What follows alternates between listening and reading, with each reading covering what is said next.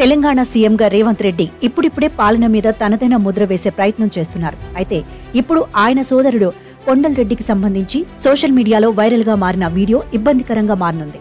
గురువారం కామారెడ్డిలో కాంగ్రెస్ సీనియర్ నేత షబ్బీర్ అలీ నేతృత్వంలో కృతజ్ఞత సభ నిర్వహించారు. ఈ సభకు రాష్ట్ర వ్యాప్తంగా వివిధ ప్రాంతాల నుంచి కాంగ్రెస్ నేతలు హాజరయ్యారు. అదే మాదిరిగా రేవంత్ రెడ్డి తమ్ముడు కొండల్రెడ్డి కూడా వచ్చారు.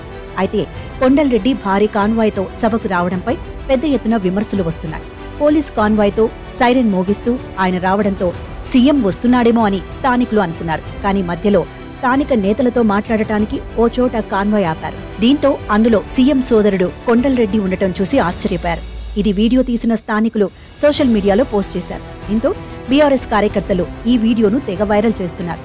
ఎస్కాట్ ఇవ్వడానికి ఎమ్మెల్యే కాదు, ఎమ్మెల్సీ కాదు, మంత్రి కూడా కాదు, సీఎం కాదు, సీఎం తమ్ముడైతే ఎస్కాట్ ఇవ్వాలా? ఎటుపోతుంది తెలంగాణ? దొరల రాజ్యం అన్న మేధావి వర్గం కళ్లు మూసుకున్నట్టున్నారు. ఒకసారి కళ్లు తెరిచి చూడండి. నా తెలంగాణ రజాకార్ బ్రిటిష్ రాజ్యం వైపు పయనిస్తుంది అని పోస్ట్ చేస్తున్నారు. అధికారంలోకి వచ్చి 10 రోజులు కూడా కాలేదు, అప్పుడే ఇలాంటి పనులేంటి అంటూ ప్రశ్నిస్తున్నారు.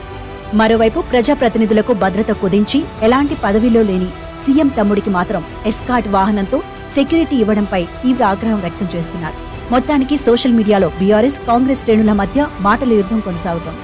మరి ఈ వీడియోపై సీఎం రేవంత్ రెడ్డి స్పందిస్తారో లేదో చూడాలి.